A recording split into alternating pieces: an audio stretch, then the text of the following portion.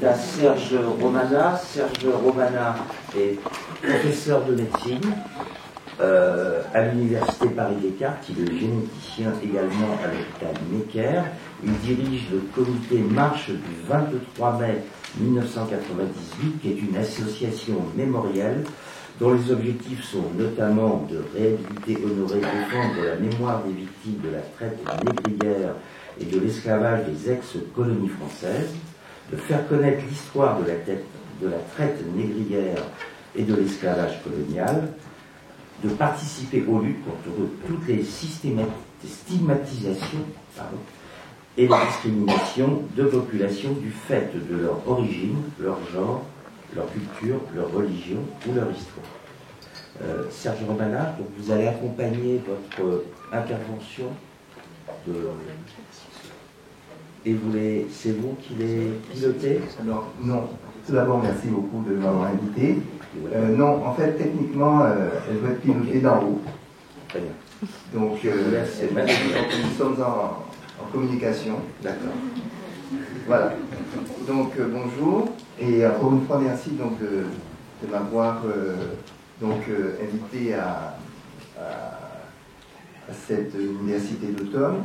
Alors, en fait, deux choses. J'ai été et j'ai aimé Exhibit B. Ce que je n'aurais pas, ce que peut-être je n'aurais pas aimé ou je n'aurais pas été voir il y a 20 ans.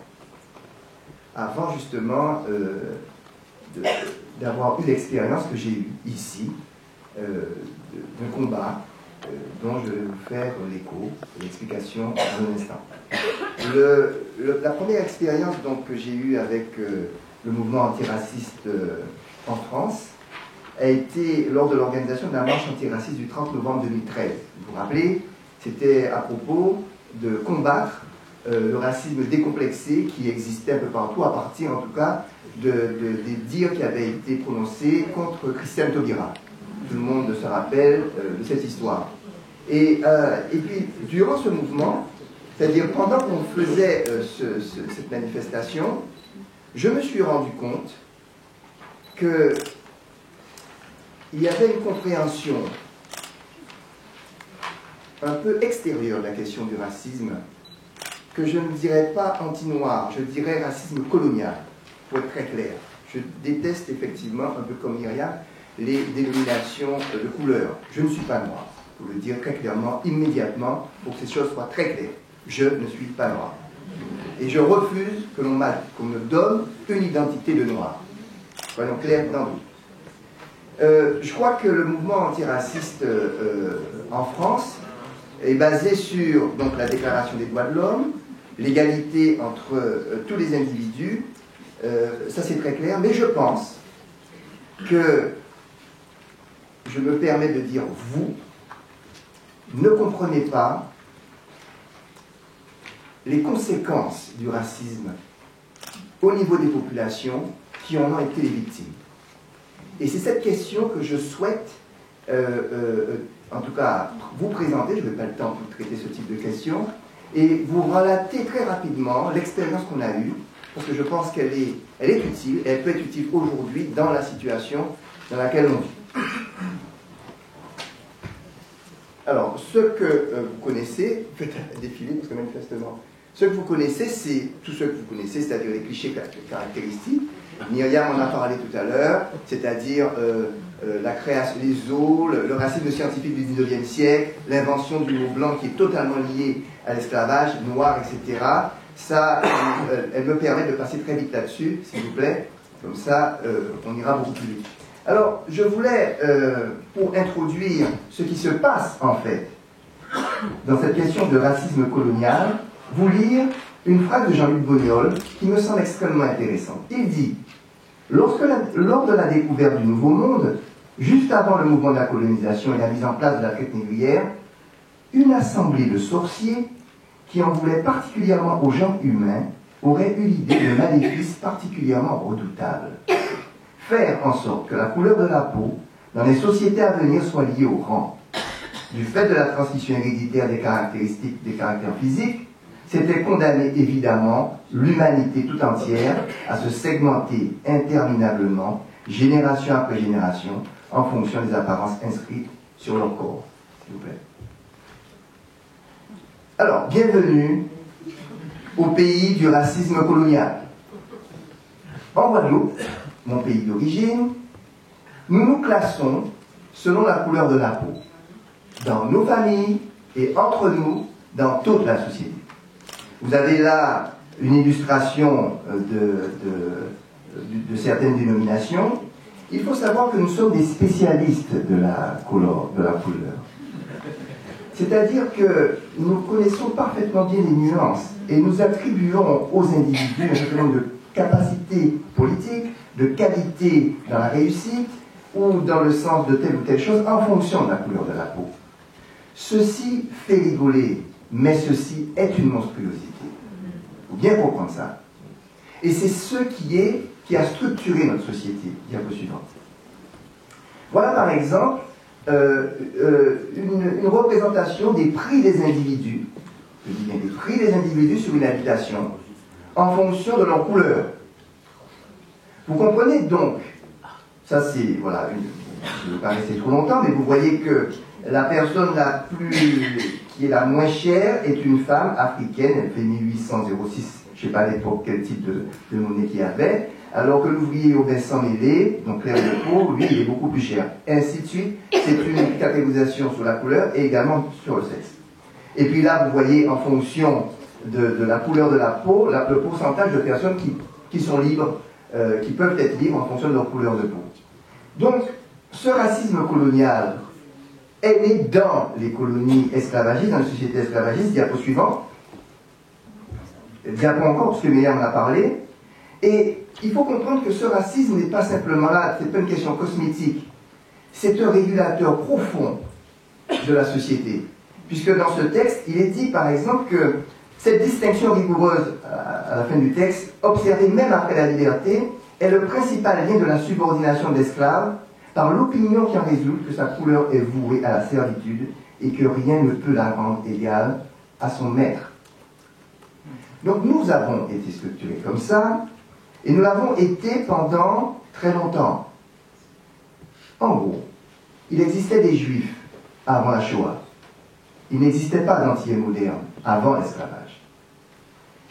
Sans l'esclavage colonial, il n'y a pas d'antillais moderne.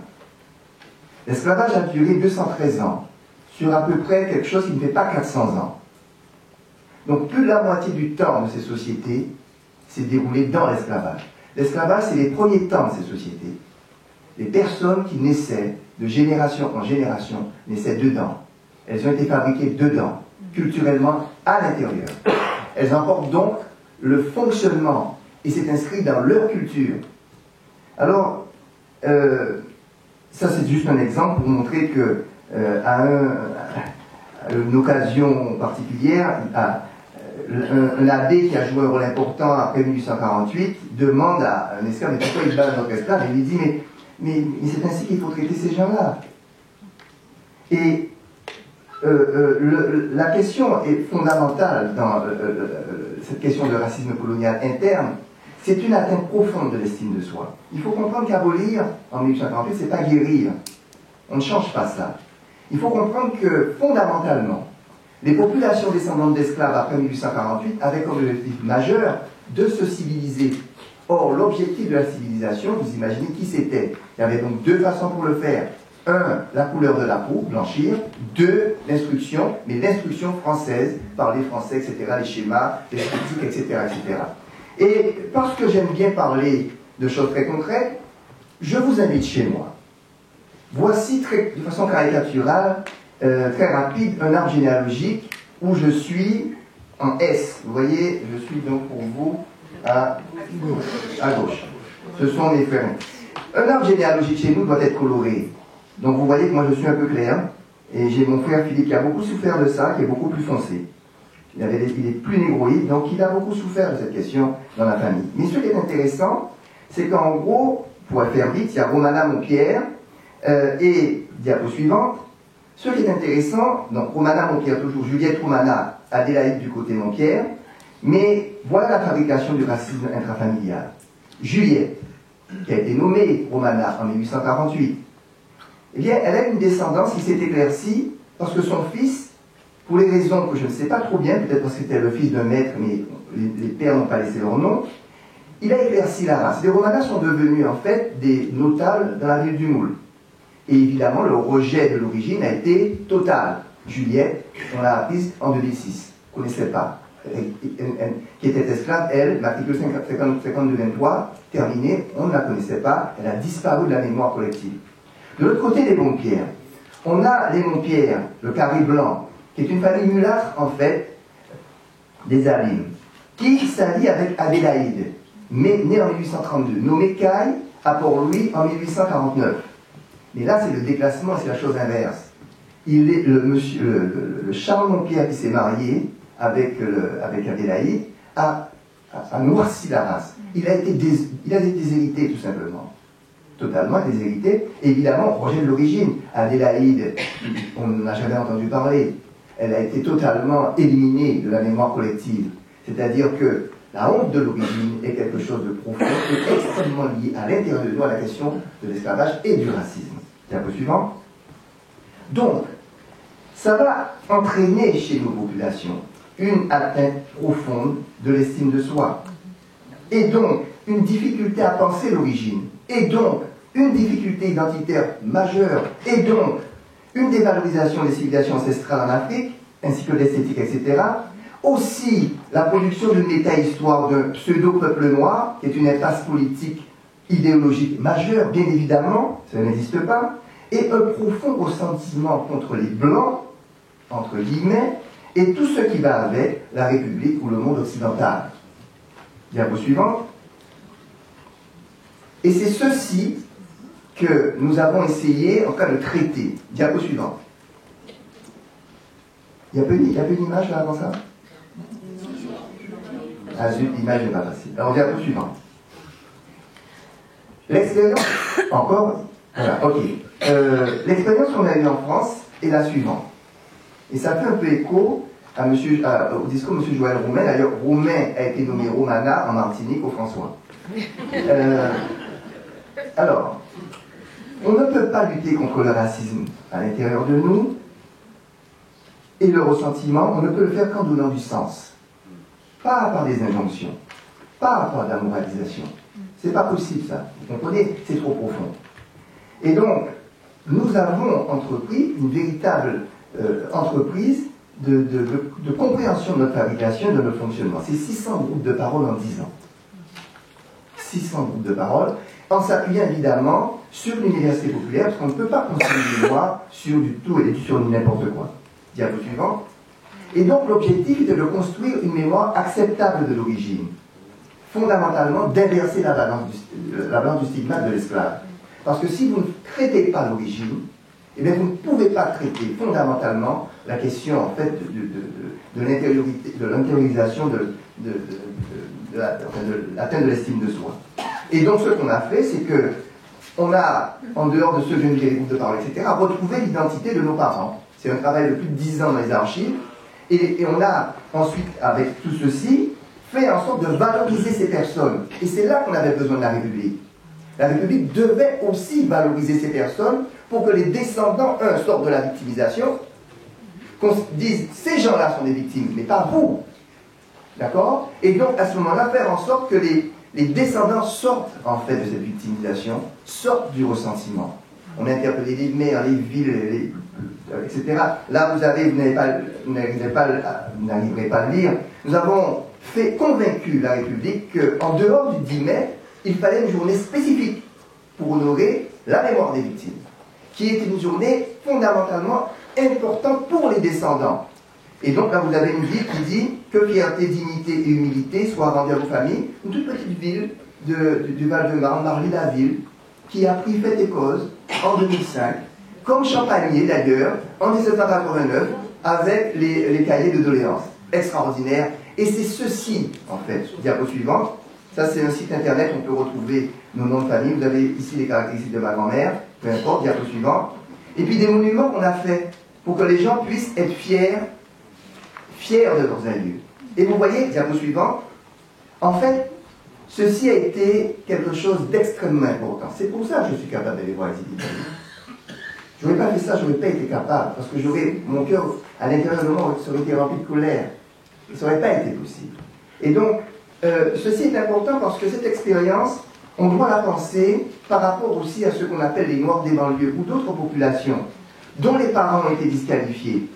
Et je pense que il ne faut pas mettre la couleur contre la culture et les civilisations. Je vais vous expliquer que s'il n'y a pas une compréhension du sens de ces personnes dans l'endroit où elles se trouvent, eh bien ces jeunes sauront en errance identitaire également. Et ils feront des choses qui ne vous sembleront pas bien. Et d'ailleurs, c'est bien simple, pendant les émeutes de banlieue, diapo suivante, ils étaient descendants d'esclaves.